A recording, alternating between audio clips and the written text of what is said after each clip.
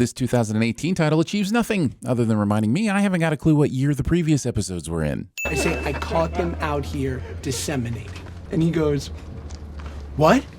You f***ing perverts are out here jerking off and splooging on my streets? Could we have established this stereotypical douchebaggery of the fascist army people without quite so many instances of the word insemination? Yes. Yes, we could. The citizens, why do you call them voters? Took away their right to vote, and somebody started calling them voters to mock them. Holy sudden Jeffrey Wright. This would be a sin removal if someone hadn't waited 4 episodes to whip out their Jeffrey Wright.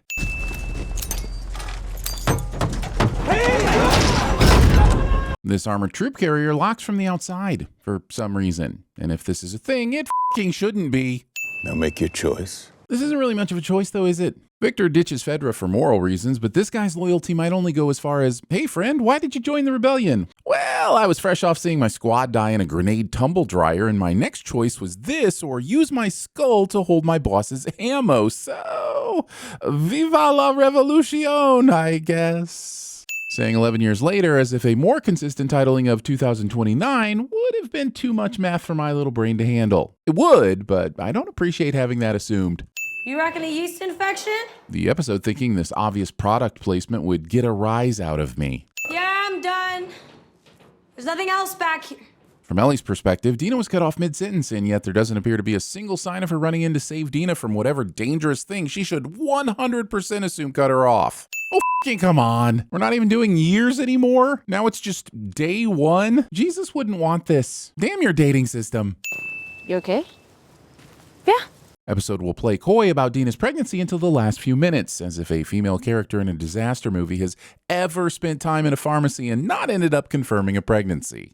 What's up with all the rainbows? I don't know. Maybe they were all optimists. Call me an optimist, but I think that some semblance of knowledge about the LGBTQ plus pride movement would have survived a mere 26 years into the apocalypse. The pride flag was fairly mainstream by 2003. And if freaking AHA survived the knowledge gap, I'd hope rainbow flags probably did as well. All these bodies are in Frederick gear. Thankfully, in the years it took these bodies to decompose down to the bone, not a single soul has taken their military vests or helmets. Clearly, the people of this apocalypse believe leaving clues of exposition is much more important than staying warm and bulletproof. I know accidents happen, but how do you live in an apocalypse where a whisper could get you killed and be this fucking careless about a heavy metal tank hatch in your stealth mission of vengeance? Also kids. Grissom, White, Chaffee, early astronauts. They're supposed to be the first ones to go to the moon, but they never made it off the launch pad. She knows the fucking names of the astronauts who died in the Apollo 1 accident from 1967, but not the meaning of a rainbow flag from, I repeat, 2003? If you paint a sign big enough to be seen from miles away, that means you want people to know that you're there. Which also means, more likely than not, you're prepared. Or it was Banksy.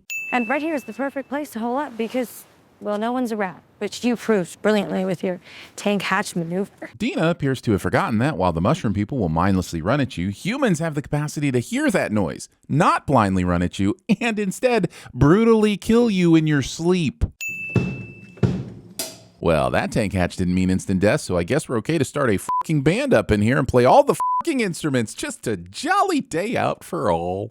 Shot if somebody tries to kill you. They haven't got a fucking clue what was in this shop, so shouldn't they be clearing it systematically and together instead of nonchalanting their way through the apocalypse?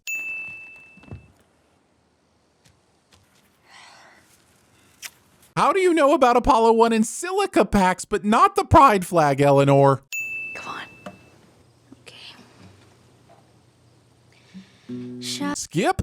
Oh, calm down, calm down. I'm just kidding. The cover was beautiful when Ashley Johnson did it in the video game, and it's just as beautifully heart-wrenching coming from Bella Ramsey. No one's immune to a love bite. However, would it really have hurt anyone to give us just one full throttle, I'll be gone in a day?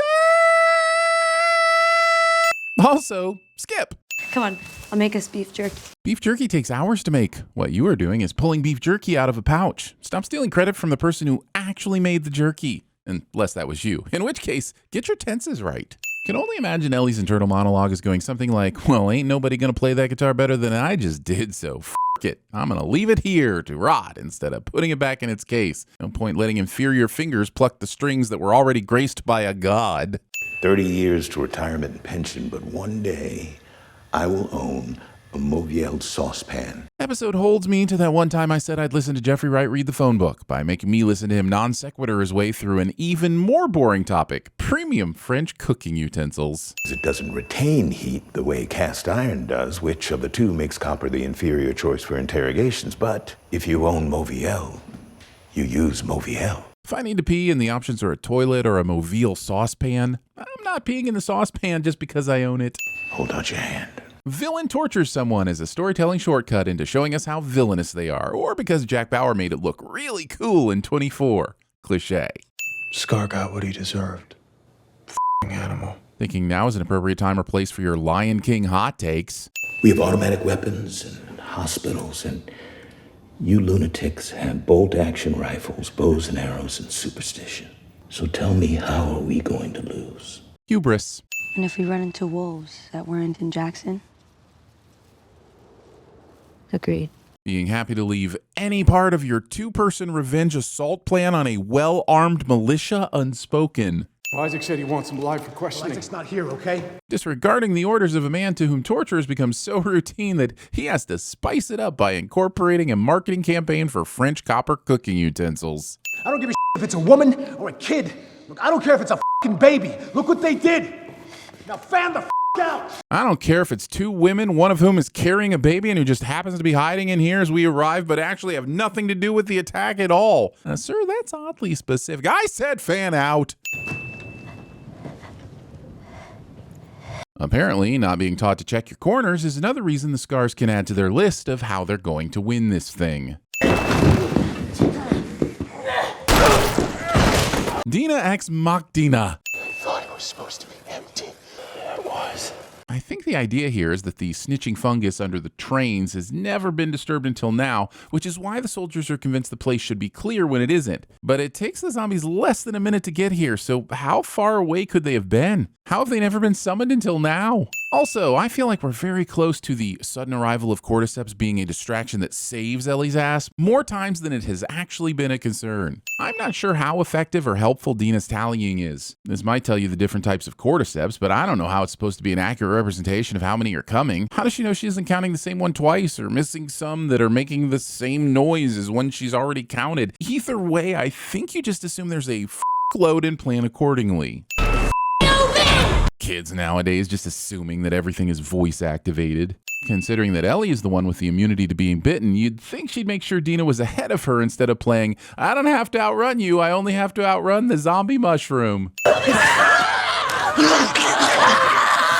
I feel like they should always be wearing long sleeves and padding on missions like this. There's really no reason to give up your exposed skin when you could have shoved the sleeve of a nice cushiony parka into the bitey man's mouth. I watched a really cool behind-the-scenes video about this scene, and apparently they just set up a few cameras in a New York subway at rush hour and were able to use the footage completely as is. What are you doing?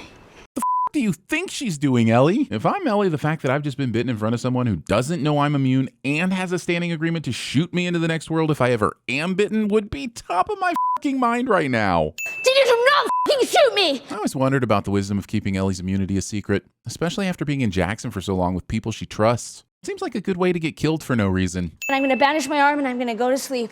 You're gonna sit as far away from me as you want, and you're gonna keep that gun pointed on me. Oh, so you get to sleep a solid 6 to 8 hours while I stay up all night waiting to shoot my best friend. No dice on belly. I'm pregnant. Two characters wait until a near-death experience before declaring love for each other. Cliché. Can't we have a relationship that, I don't know, just starts? Can we not teach people that that's just as special? Can we maybe stop linking shared trauma to romance? When you start to hide little things, they become big things. Dialogue of my sex tape? 2 lines means pregnant. This thing's pretty old. How do you know? And here. You can take 50 positive results and still not be able to trust the at least 26-year-old pregnancy test, Dina. Having more people on your side doesn't make you right if they all happen to be morons. That f***ing thing is still on? Holy shit, I assumed she turned it off. That radio should have been going off the entire time they were being chased and exposed them immediately. Or maybe it's just conveniently turned itself on because it knew there was a climax to share. So we're all having a baby. Been one night with your crush and now you're just co-parenting with her and her ex? A little fast, Ellie. A little fast. You don't have to go. You can stay here.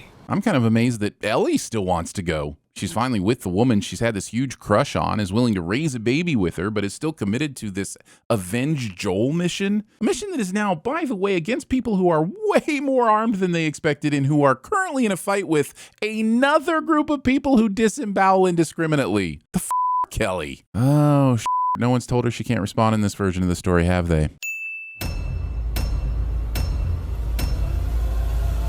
In a